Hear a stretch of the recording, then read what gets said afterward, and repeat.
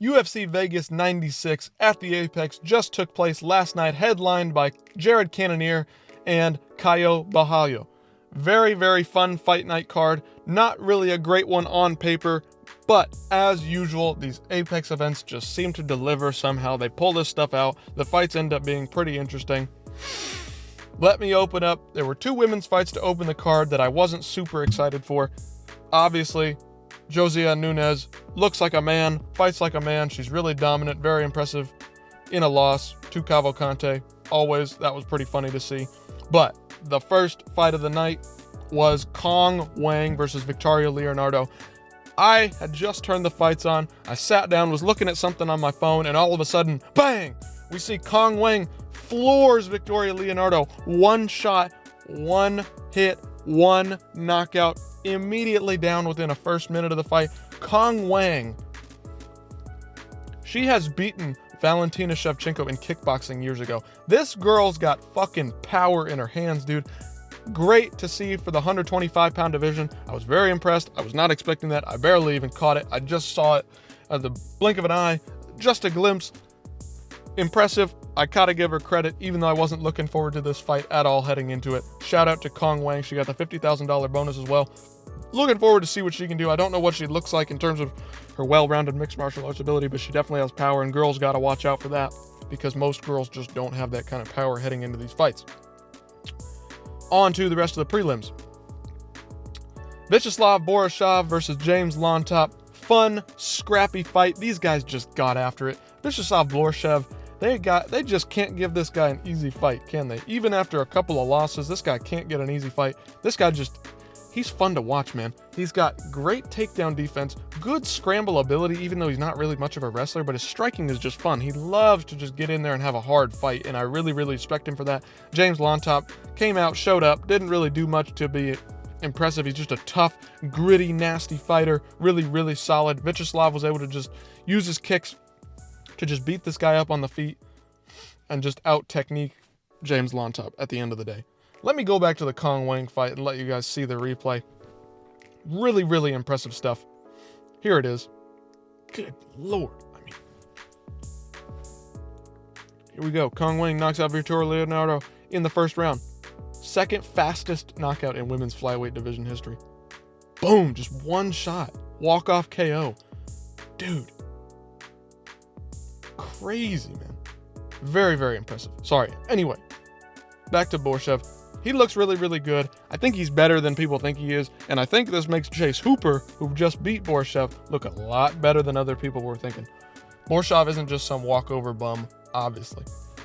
Zach Reese then took on Jose Medina. Jose Medina's been gaining some popularity on social media for his big weight loss, big body chemistry change, looking really, really good. Even though he's going to still be fighting at 185, he just changed his overall body chemistry, put on some muscle, looking really, really good after his Dana White Contender Series win, his contract that I say arguably he didn't really deserve. He's just a scrappy guy who always comes to fight. He's never been in a boring fight. He's just that kind of fighter. Zach Reese is a dangerous finisher. Somehow managed to lose to Cody Brundage.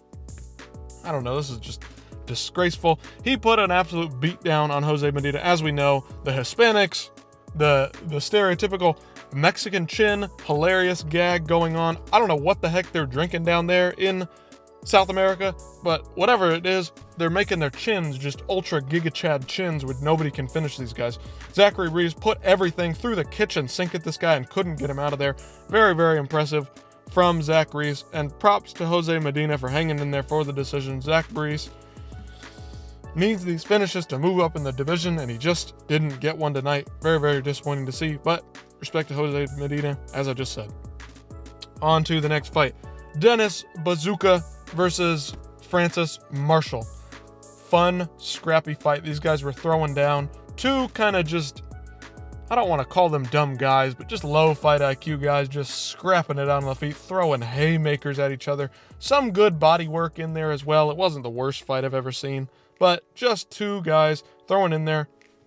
Not sure how high these guys are going to reach in terms of their ceiling at the 155-pound division. Francis Marshall is pretty young, so maybe there's something there. Dennis Bazooka is kind of getting in there. Coming from that gym with Aljamain and Marab, has some kind of pull there from, Longo, Sarah. We'll see what happens here with these guys. It was just a fun fight. overall. Not much to speak on really in terms of meaningful consequences to that fight. On to the next. The GOAT himself, Gerald Meerschaert, has now the most finishes at middleweight in the history of the UFC. Wrapped up a second round arm triangle choke submission over the big guy, the prospect Edmen Shahbazyan, who a couple years ago was riding really high, finishing everybody in the first round. Couldn't put away Gerald Meerschaert though. Didn't have the ability to put away Meerschaert. I heard others say this, and I was thinking it in my head as I was watching the fight because I don't live stream the fights. Edmen Shahbazyan hurt Meerschaert badly, either knocked the wind out of him or hit him to the liver and had him hurt badly. Decides to pounce on him and go for a ground and pound to the head, throwing elbows. Gerald Meerschaert's covering up. He's not discombobulated. He's not hurt to the head. All Shahbazyan had to fucking do was beat his body up, throw knees in half guard to the body of Gerald Meerschaert, and he would have put him away. This dude is fucking dumb. Not unlike other fighters at this weight class, not unlike fighters that are otherwise in the UFC as well. These guys are just fucking dumb sometimes, I swear to God. Anyway, Meerschaert was able to withstand all the damage that Edmen Shahbazyan was throwing at him. He was getting off some good kicks, but Gerald Meerschaert was hitting Edmen Shahbazyan with some great body kicks. You can't deny that. Gerald Meerschaert is a dangerous finisher, absolutely. Does he have heavy power in his hands? No, but he's got the submission ability, and he's got the chin to take him through a first heavy round against guys that are dangerous, and we've seen it time and time again, and finally gets the record for most finishes at middleweight. Very impressive by Gerald Meerschaert. Edmen Shahbazyan, he's fun, he's explosive, but he's got no cardio, he's got no tenacity, he's got obviously no fight IQ after tonight. If he moves on to the PFL or one championship, wherever, Bellator, I don't care. Couldn't care less. This guy obviously isn't up to task when it comes to the top 15 of the middleweight division. Gerald Meerschaert isn't even ranked. You can't beat this guy, really. Gerald Meerschaert's laying there, open on the feet. Hamzat, we saw what Hamzat did to Gerald Meerschaert. Edmen Shahbazyan, arguably just as dangerous on the feet as Hamzat. Come on now. You gotta finish these guys. Gerald Meerschaert, props to this guy. This guy's legit. He's a stud. He's gonna go down as an all-time record holder. Very, very great performance from Gerald. Props to him. Excited to see what both of these guys do next, just in terms of what Edmen, as a young guy, is gonna do next in his career, and what Gerald Meerschaert can catapult himself into the top 15 with a win like that. We'll see what happens. On to the next. Michael Morales, Neil Magny. This was another matchup, much like the Meerschaert matchup, where it's an old head, Neil Magny, well-rounded, grapple, heavy, clinch, heavy guy, Neil Magny, took on Michael Morales, the promising up-and-comer. Michael Morales hasn't looked super dangerous on the come-up yet. He's just put on great performances, has shown smart fight IQ. This fight started out, Michael Morales was throwing some great leg kicks. As we know, Neil Magny leaves his legs out to dry on the feet. But Neil Magny was able to clinch up with him and hold him in a clinch position for about 2 minutes, which is not what I want to see against the younger, stronger, bigger guy. Michael Morales should have been able to just get right off the cage. You could tell he was struggling to get off the cage against Neil Magny, who is in his wheelhouse when it comes to clinch striking up against the cage. Not impressed in that fashion for Michael Morales. Great win. He got the spinning elbow, knocked down Neil Magny, breaking out of the clinch. On the break, threw a spinning elbow, looked really, really good. Was able to finish Neil Magny on the ground and pound. Good win. Michael Morales improves. He's going to go on to fight somebody in the top 12, top 10 of the division. This guy's on the come up. We'll see what he's got next. But I'm a little bit hesitant because of just how Neil Magny had him backed up against the cage for about 2 minutes, and he really didn't have anything for him until Neil Magny kind of let up, and then he threw that elbow, close range spinning elbow, clipped Neil Magny right behind the ear. Beautiful spinning elbow. But what does this guy really have? I'm not disparaging him yet. I want to see what he's got for the guys in the upper rankings. Watch out for Michael Morales. He's on the come up. This guy's got something special, and he's going to probably be around for a long time because he fights smart and he fights clean, doesn't take a lot of damage. Good for him. On to the next. The brutal finish that Myron Santos had. KO and then to ground and pound strikes. Didn't even need the follow-up strikes. He one-shot KO'd Ofili, however you pronounce it. He one-shot KO'd this guy after just piecing him up on the feet for the first 2 rounds. At the end of the second, he's backing up against the cage and throws a beautiful left hook and then a follow-up right kind of shovel cross. It wasn't super wide of a hook. Boom. Puts this guy down on his knees, out cold. He's falling down forward. I'm talking, this looks like a samurai execution. This guy drops to his knees like he's been shot in the head with a bullet. Santos put his fist through his face. Absolute dangerous finisher here. This guy's a quiet, careful, technical, patient striker who can explode at any moment, and we just saw what he can do to these guys. One of the most brutal KOs you've seen with the follow-up strikes. He didn't even need them. Cannonier took a minute to step in there.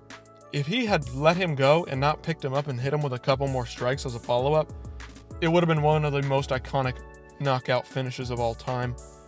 Great job for Myron Santos. He's young. This is who we want to win these fights. Ofili is 31 years old as a prospect coming into the UFC, starting his career at 31 in the UFC. I do not want to see this. Myron Santos, thank goodness. Great, phenomenal knockout to showcase himself. Ofili, props for coming in there. It was close kind of in the first round and a half, and then Santos just started to put it on him, pull away from him. He's 25 years old. He's got real promise when he's coming into this featherweight division. He's young, he's hungry, and he's got finishing ability on the feet. Really, really good. And he's got good scrambles as well. We've seen that already on Tough. Look forward to this guy. Great finish. Absolutely brutal. But when it comes to these Dana White Contender Series and Ultimate Fighter guys, we don't need to see these over 30 guys. Let these young guys have a chance. Let these young guys come in here and make a name for themselves and ascend through the rankings, improve themselves, get better with every fight, and start to grow some kind of legitimate sport here, because these 35, 34, 33 guys that come in here and start their careers and then go on and win a couple fights because they're just better technically, because they have more time in the gym, they've learned more. Mixed martial arts, it takes time to learn, right? So the older you get, the more you learn, the better technically you get at certain things. But let these young guys just come in, because these old guys just don't have it. They've lost the speed, they've lost the chin, they're just not going to beat the best guys in the world. We'll get into it with the next fight, but here's the finish from Santos. Look, it's right here. Boom, boom. Throws the right and hits him with the left clean and just drops him. Boom. It looks like an execution. It looks like the guy got shot and he's down. Like, he was laying there, took these follow-up shots, like, I thought he died, man. Absolutely brutal finish. Absolute savage Myron Santos. Look forward to him. On to the next. I thought Robert Valentin was going to get a finish here.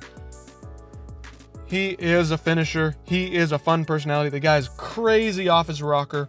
Ryan Loader, I don't even know what to say. Locked him up in a crucifix and got a decent ground and pound finish. I gotta say here, though, these bullshit crucifix TKOs should not even be counted as finishes. If you're laying there and you're locked up and you can't move and you're just taking tiny pitter-pat, titty-tot shots with elbows, nothing. When I want to finish on the ground, I want boom, boom, boom, right? These crucifix positions where they're not taking a lot of damage, I don't understand why the referee jumps in and stops it when then you've got other ground and pound TKO from the Myron Santos where he's just falling off heavy and the referee takes a minute to step in there. But Ryan Loader, fucking boring-ass wrestling motherfucker, 35 years old, jumping in. Robert Valentin's not even 30 yet. Like, this guy had legitimate career prospects here. He's got promise to his career. Ryan Loader's going to go 2-3 in the UFC and then get cut in a year and a half. I don't give a fuck about this guy. Good for him for getting a win and getting a contract and getting some money for his family, but fuck this dude, man. Get the fuck out of here. Go fight somewhere else where they can use you as a champion. You can make good money somewhere else in a regional scene. What the fuck, man? 34 years old?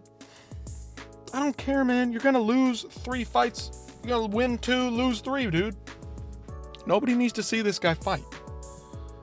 It just pisses me off. Robert Valentin has some finishing ability, has some promise to him. Ryan Loder, he's got almost zero finishing ability. Locked him up in a crucifix and just touched him until he couldn't move enough for the referee. Robert Valentin was trying to get up, obviously trying, and the referee still jumped in there and stopped it. Whatever. I get it. He wasn't moving enough. He was just taking shots unanswered, but whatever, man. Anyway. Ryan Loder, Ultimate Fighter, middleweight winner. On to the co-main event. Tabitha Ricci, Angela Hill, another women's MMA fight. Not much you wouldn't expect here. Angela Hill, I think she won the fight, but Tabitha Ricci, she's hot, she's young. They wanted to give her the win. I see how it goes. It is what it is. Discrimination at its finest. Anyway, I think Angela Hill won the fight. She was landing better on the feet, kept Ricci from getting these takedowns, getting dominant positions on the ground. I don't know what to say. Ricci, she's hot, but she's not impressive in terms of her fighting ability. She just hasn't really showcased anything super impressive. Isn't submitting girls, isn't hurting girls on the feet. The commentary team, my God, the bias. Bisping and Felder were like, man, Ricci, oh my God, absolute barn burner of a fight here, man. Ricci's just piecing her up, hitting her with clean shot. Nobody landed a damn clean shot except for Angela Hill a couple of times throughout the fight because Angela Hill obviously is the better striker. Angela Hill was backed up against the cage and still piecing up Ricci on the feet. Not much to say here. I think Angela won. Good for Tabitha Ricci, whatever. I don't really care. Angela Hill will be back. Ricci's will be back. Nobody's getting cut. Whatever, man. It is what it is. Top 15 ranking at strawweight. I just don't care. It is what it is, man. I think Angela Hill won. Tabitha Ricci keeps coming out with these boring decision wins. Good for her, I guess. Whatever. On to the main event. Man, it was getting late. I was passing out. I was falling asleep halfway through this main event fight. But Caio Borralho, the grappler, comes in and outstrikes Jared Cannonier, who stood toe-to-toe with Sean Strickland and Imavov, two guys that are legitimate strikers. Jared Cannonier beat Sean Strickland on the feet. Caio Borralho just beat Jared Cannonier on the feet. Every round was close, except for the third and obviously fifth, which we will get into. Caio. These fighting nerds. Caio is the least explosive, least maybe quote-unquote impressive guy coming out of the fighting nerds camp. But this guy has a lot going for him. He's smart. He's well-rounded. He's got great striking, great clean boxing on the feet, great knees. We saw him throw a couple of knees. They didn't really land really clean on Jared, but this guy showed that he belongs. This guy can hang on the feet with anybody. He hung on the feet with Jared Cannonier's power. Jared cut him open in the fourth round, came back in the fourth round, looked really impressive. Good for Jared to at least showcase that he still got it. He's getting up there in age, and I think that his chin is showing his age here. Because in the third round, after going back and forth, pretty close fight in the first and second round, but Caio was just able to edge him out, land those cleaner shots down the middle, 1-2, 1-2, kind of get those knees off, kicks to the body. Looked really, really good. Just a fun fight. Just kind of, not quite a barn burner, but just put on a spectacular showcase of technical ability, and I really, really appreciated that. But the third round, Caio at the end of the round dropped Jared. Didn't drop him, but he wobbled him badly on the feet. You know that Jared Cannonier, wobbly, stanky, like, that's Jared Cannonier. Always gets rocked, but he's so stocky and so solid in his technical stance.